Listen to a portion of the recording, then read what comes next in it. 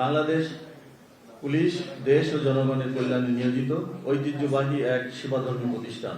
দেশের যে কোনো প্রয়োজনে সংকটকালীন মুহূর্তে এই বাহিনীর সদস্যরা সবসময় সর্বোচ্চ আন্তরিকতা ও পেশাদারিত্বের সাথে দায়িত্ব পালন করছে। আমরা আমাদের উপর অর্পিত সকল দায়িত্ব আন্তরিকভাবে পালনে দৃঢ়ভাবে অঙ্গীকারবদ্ধ। আপনারা জানেন, দেশে গত 12ই ফেব্রুয়ারি উৎসবমুখর পরিবেশে অনুষ্ঠিত জাতীয় সংসদ নির্বাচনের মাধ্যমে নতুন সরকার গঠিত হয়েছে। সরকারের অন্যতম প্রধান অঙ্গীকার দেশের আইন শৃঙ্খলা রক্ষা করা। সে লক্ষ্যে দেশের স্বাভাবিক আইন শৃঙ্খলা বজায় রাখা হবে আমাদের অন্যতম প্রধান অঙ্গীকার। আমি দায়িত্ব গ্রহণের পরপরই চাঁদাবাজির বিরুদ্ধে জিরো টলারেন্স গ্রহণ করেছি। চাঁদাবাজদের বিরুদ্ধে দলমত নির্বিশেষে ব্যবস্থা গ্রহণ করা হবে। এক্ষেত্রে দলীয় কোনো বিবেচনার সুযোগ নাই। ইতিমধ্যে মাঠ পর্যায়ে পুলিশ কর্মকর্তাদেরকে এ বিষয়ে সুস্পষ্ট নির্দেশনা প্রদান করা হয়েছে। ব্লক রেড দিয়ে সন্ত্রাসী, চাঁদাবাজ, মাদক ব্যবসায়ী, অপরাধীদের বিরুদ্ধে ব্যবস্থা গ্রহণ করা হয়েছে এবং চলমান আছে। বিগত সময়ে পুলিশের সাথে জনগণের আস্থার সংকট তৈরি হয়েছে।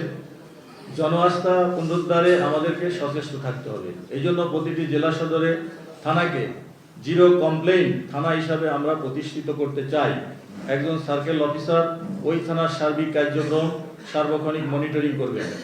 আমরা এমনভাবে জনগণকে সেবা দিতে চাই যাতে থানায় আগত মানুষ হাসি মুখে থানা থেকে ফিরে যেতে পারে। পুলিশের বিরুদ্ধে যাতে কোনো ধরনের কমপ্লেইন না থাকে। পুলিশের রিঅ্যাকশন টাইম ন্যূনতম পর্যায়ে নিয়ে আসা হবে। চাঞ্চল্যকর কোনো ঘটনার সাথে সাথে গুরুত্ব দিয়ে তাৎক্ষণিকভাবে ঘটনাস্থল পরিদর্শন, যথাযথ আইনি পদক্ষেপ নেওয়া হবে। গণধর্ষণ, ধর্ষণ সহ নারীর প্রতি সহিংসতা রোধে কার্যকর ব্যবস্থা গ্রহণ করা হবে। আমরা সিআইডিকে আরও আধুনিকীকরণের মাধ্যমে মামলা তদন্তের গুণগত মান বাড়াতে চাই। মামলার তদন্তকাজ দ্রুত সম্পন্ন করে প্রকৃত অপরাধীদের বিচার নিশ্চিত করতে আমরা অঙ্গীকারবদ্ধ। প্রিয় সাংবাদিকবৃন্দ, আর কিছুদিন পরেই পবিত্র ঈদ উল ফিতর উদযাপিত হবে।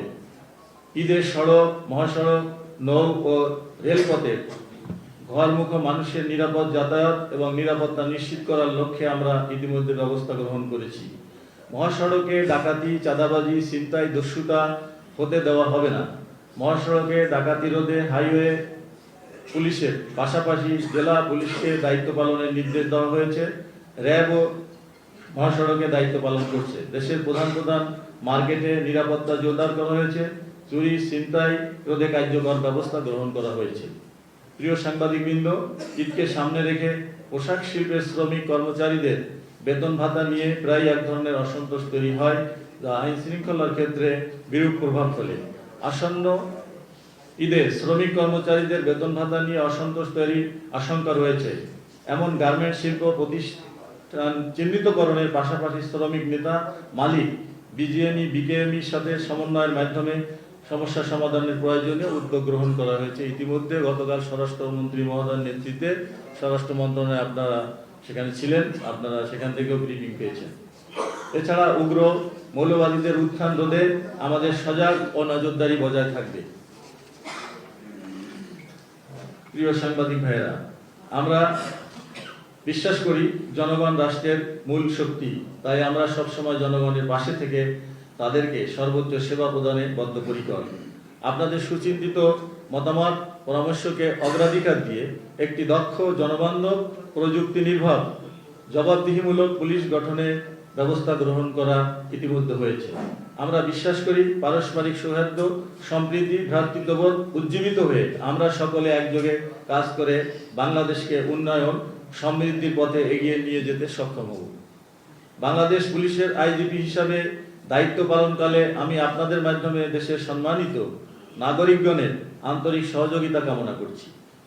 প্রিয় সাংবাদিকবৃন্দ, বাংলাদেশ পুলিশের সকল ইতিবাচক কার্যক্রম আমরা সবসময় গণমাধ্যমের সার্বিক সহযোগিতা পেয়ে আসছি। আগামীতেও এ ধারা অব্যাহত থাকবে বলে আমার দৃঢ় বিশ্বাস। পবিত্র রমজান মাসে আপনারা কষ্ট করে আমাদের ডাকে সাড়া দিয়ে আজকের এই প্রেস ব্রিফিংয়ে অংশগ্রহণ করেছেন, ধৈর্য ধরে আমার বক্তব্য শ্রবণ করেছেন। আপনাদের সকলকে আন্তরিক ধন্যবাদ।